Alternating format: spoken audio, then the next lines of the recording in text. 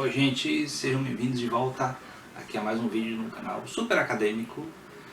E hoje vamos falar novamente de indústria cultural, de mídia, com o Eric Maigret aqui, com a ajuda dele. Vamos falar aqui, continuar falando na verdade, sobre a compreensão da mídia de massa. E antes de começar, não se esqueça de se inscrever no canal, certo? Tem muitos inscritos novos, sejam bem-vindos. Muitos, eu acredito que tenha sido depois do lançamento, que aconteceu há algumas semanas. Mas, independente disso, sejam bem-vindos. Dê like no vídeo, curta aí o vídeo. Compartilhe com as pessoas que possam ter interesse no tema. E vamos lá, vamos nessa então. Bom, o tema de hoje é as dificuldades de uma reflexão sobre a comunicação.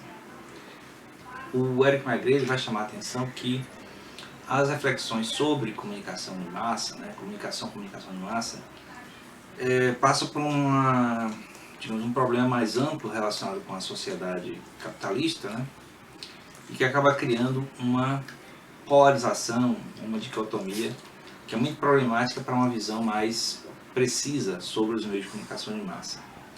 Então, ele vai falar de que os olhares sobre a comunicação carregam muitos preconceitos, e esses preconceitos levam para um lado otimista e para um lado pessimista, certo? Há uma oposição entre a razão e a técnica, o que não deveria ser, deveria fazer parte da mesma coisa.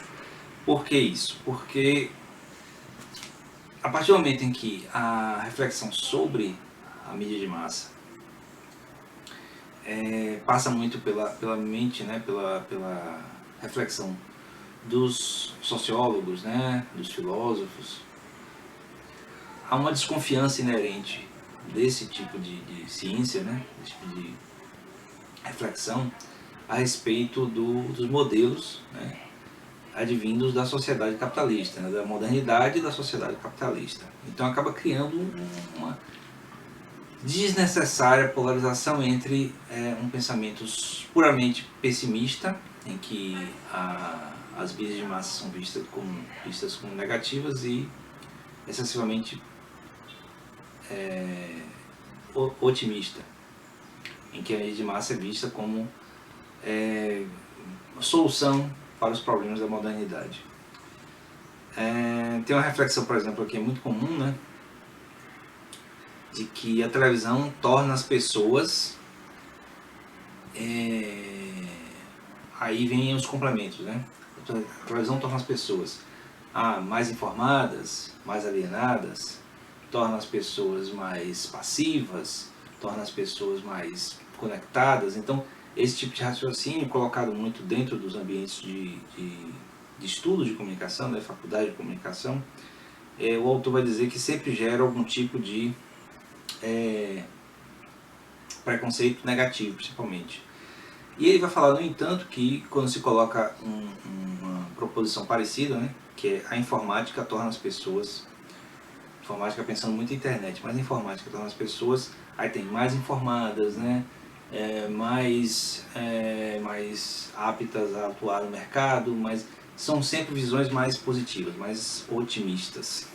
Então, qual o grande problema? Nós nos consideramos aptos a decidir sobre o status inteiro da comunicação em nossas sociedades.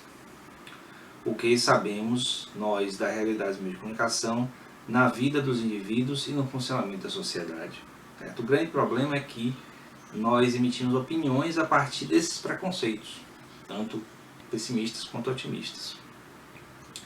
Eu coloquei aqui para citar um filme. Por exemplo, tem um filme não sei se é dos anos 90, acho que é dos anos 90. O filme Quiz Show, A Verdade dos Bastidores. É um filme de Robert Redford, ele que dirigiu, com Ralph Fiennes e o John Turturro, né? Então, o interessante nesse filme, para essa discussão que eu estou fazendo, é o seguinte: como eu falei, eu vou sempre tentar relacionar os temas com alguma coisa da própria indústria cultural, né? Da própria cultura pop, que eu tenho um acervo grande para poder falar sobre isso. E ela sempre traz muitas coisas, tanto como crítica, quanto como exemplo, né? Então, qual é a questão, né? No filme é retratado, né, mostrado um jogo de perguntas e respostas transmitido pela televisão americana nos anos 50, acho que era anos 50, se eu não me engano. E aí, nesse jogo, né, assistindo o programa, um professor universitário vê o programa e fica admirado como ele provavelmente se daria muito bem naquele programa, porque é um cara conhecedor de história, né, um erudito, um acadêmico, e que ele poderia fazer bem aquilo ali, ganhar uma graninha e tal. E aí tudo bem, ele começa a participar. E aí, nessa entrada dele no programa, ele começa a participar, um cara de boa aparência e tal, ele ganha, e aí ele ganha de um cara que vinha ganhando sempre, que era o papel do John Turturro, né, o papel do professor do Ralph Fiennes. Se você não conhece Ralph Fiennes, é aquele cara que fez o papel de Voldemort na série Harry Potter. E aí o John Turturro, mais conhecido por filmes mais independentes, né? Mas ele é muito conhecido também num papel que ele fez na série Transformers. Ele era o agente lá, meio chato, na série Transformers. E aí o John Turturro ele vinha ganhando no jogo, né, o personagem dele. E aí ele perde e aí assume nas vitórias consecutivas o personagem do Ralph Fiennes. Aí o problema é o seguinte: ele fica ressentido com o fato de ter sido colocado para fora do programa porque perdeu. Ele é abordado, né? Não me lembro se ele é abordado espontaneamente ou ele vai buscar denunciar um agente do FBI dizendo que o show é fraudado, o show é uma fraude, que na verdade ele recebia as respostas e o cara perguntar como é que você sabe, ele acusa o professor lá universitário de receber as respostas, né, antes do programa ir ao ar. E aí ele dizia, como é que você sabe que as respostas são das porque eles davam para mim também as respostas. Então, quer dizer, fica revelado que o programa, na verdade, é uma combinação, é um programa fraudado, no sentido de que o participante que ganha sempre, na verdade, ele não responde por brilhantismo próprio, ele responde certo porque foi dado a ele as respostas corretas. E aí, bom, vai se desenrolando toda a história, né? E o pessoal da produção do programa é acusado e tal, há um pedido de desculpas, o programa é tirado do ar, mas futuramente, logo depois, entram programas similares. Então, a grande discussão é que a televisão, né, ela é nos apresentada como meio de informação e de entretenimento. Então, um programa dessa natureza, como muitos outros programas, como tipos de reality shows hoje, são apresentados para a gente como sendo uma expressão verídica de algo que está acontecendo de fato para o nosso entretenimento, quando de fato haveria um processo de ensaio, de programação, de ensaio mesmo, uma coisa ensaiada, né? Uma coisa totalmente já planejada. Então não haveria de fato surpresa, porque seria a ideia de um roteiro, o que a gente pode ver que é verdade. Até programas de entrevista que parecem tão naturais, na verdade eles são roteirizados. Eles são feitos de uma maneira que o entrevistado ele sabe já o que vai ser perguntado. E aí, ao saber o que vai ser perguntado, ele sabe mais ou menos o que vai responder. Então é tudo meio planejado.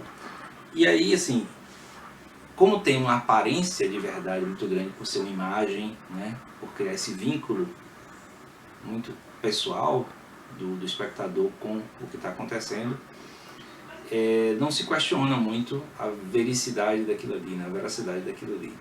E aí o que esse filme meio que mostra é que a televisão, ela vê a coisa como entretenimento, mesmo até os programas jornalísticos, certo? Então é uma crítica que pode sair também, em cima de sair, pelo fato de que muitas vezes o jornalismo se apresenta como sendo uma fonte de verdade, e mesmo que a notícia seja verdadeira, mas ela é apresentada como entretenimento e não como a verdade mesmo, né? Como a realidade. Comecei só uma pausa para falar sobre esse tema, esse filme.